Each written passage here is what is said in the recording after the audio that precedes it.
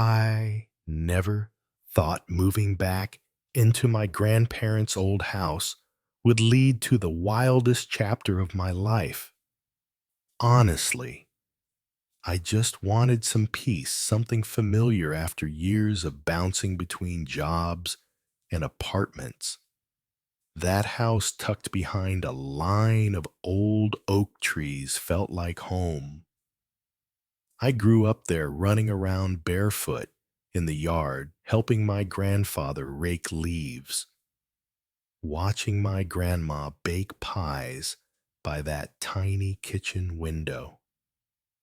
Coming back wasn't just nostalgia, it was a reset. At least that's what I thought, until the HOA showed up. They came knocking on my third day back, 3 people in polo shirts and clipboards, calling themselves the neighborhood committee. I'd never even heard of them. One of them, a guy with a pencil-thin mustache and a permanent scowl, stepped right onto my porch like he owned the place. No introductions, no smiles. He just said, "We're here for your membership forms. Need you to sign before the end of the week." I blinked. "What membership forms?" He pointed at a folder thick with fine print. "The HOA. You're in the zone. This house is under our jurisdiction." Now that was news to me. I knew the house was old built long before any neighborhood covenants existed. I told them as much. But they didn't care. They claimed some new ordinance rezoned the block and now the house qualifies. According to them, I was already being fined for not signing up before moving in. $200. Just for breathing, apparently. I asked the obvious, "What do you guys actually do?" He didn't miss a beat. "We ensure property values remain high and standards are met."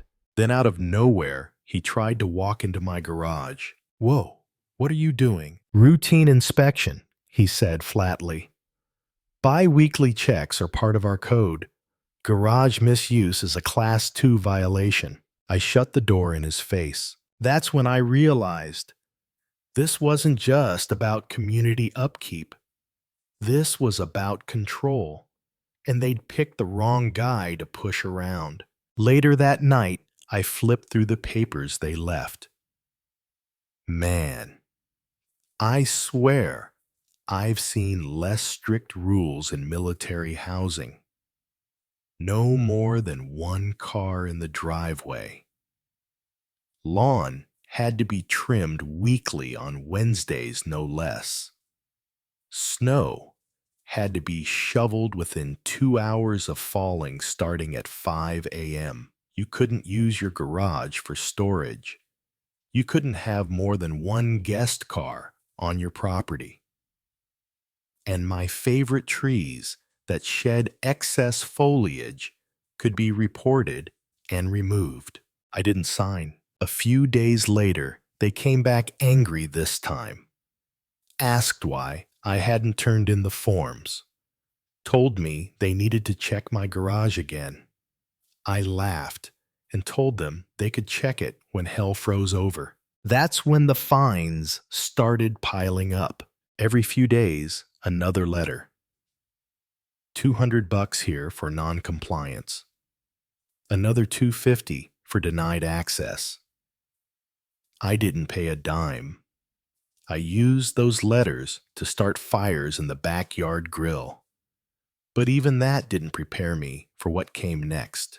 One Friday afternoon, I came home early from town and noticed something strange. The lock on my garage was cut. Not picked cut. My stomach dropped.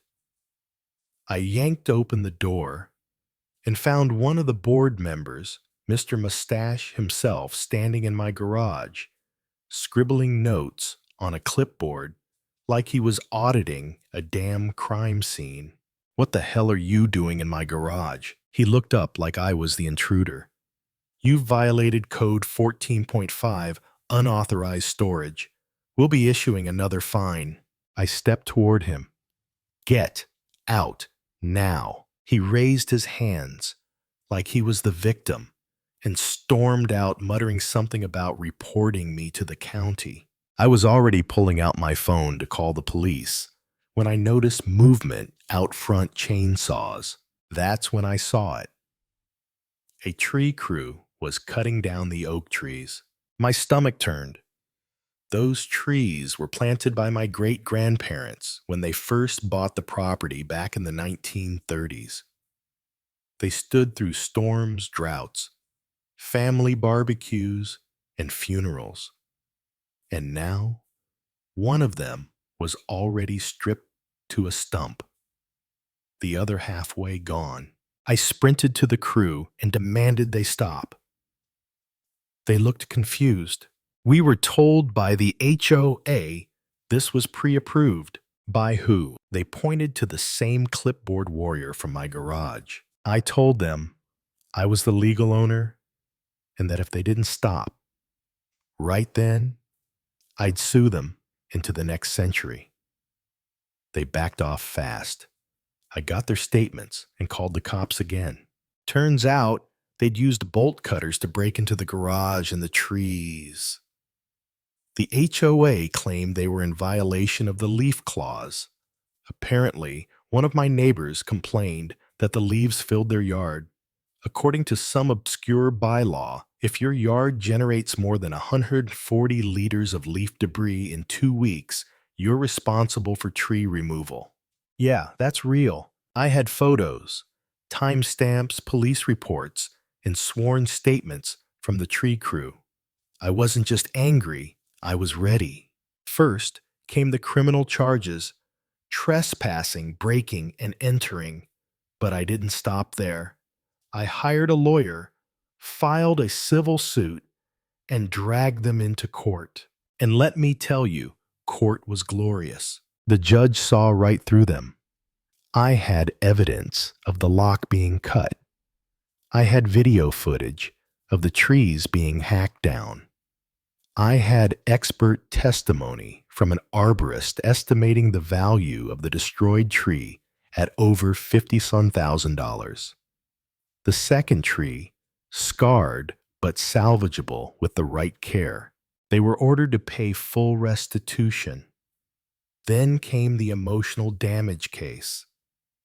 I stood in that courtroom and told the story, my family, how those trees weren't just trees. They were roots, anchors, memories. I told the court how I couldn't sleep at night, worried those people might sneak onto my property again, how I'd grown anxious, paranoid, even resentful of stepping outside in my own yard. The judge agreed. He awarded me $500,000 in emotional damages and mandated the HOA pay for a full security system with remote monitoring. It should have ended there, but it didn't. When they couldn't pay, the HOA had to file for bankruptcy. During the financial audit, the forensic accountant uncovered something even deeper. Those board members had been defrauding the HOA for over a decade, writing fake fines, pocketing the money, padding their own salaries. The whole HOA was a front for their little empire, and it crumbled. The funniest part, out of the 50-plus homes in that neighborhood, only 6 people had actually wanted the HOA. Everyone else was strong-armed into signing contracts with threats of fines or legal action. And now, with the fraud exposed and the board disbanded, the neighborhood finally got what it wanted: freedom. Since then, people wave when they pass by. I get invited to cookouts, poker nights, all sorts of community stuff. I'm not just the guy who beat the HOA. I'm the guy who set everyone free.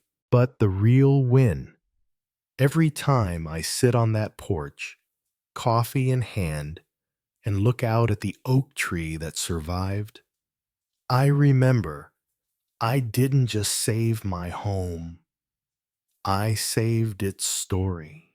And that, my friend, is worth more than any check. So let me ask you, what would you have done if someone broke into your house pretending to be in charge? Was I right to take it this far?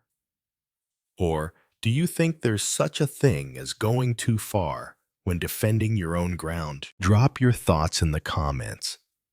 I want to hear your take on justice boundaries and how far is too far when someone thinks your home is their kingdom. And if you've ever had a run-in with an HOA or someone who thought they could bully you, don't hold back. Let's talk about it. And hey, if you think this story was wild, just wait till you hear what happened to my neighbor when his HOA tried to tow his RV. Spoiler, it wasn't just any RV.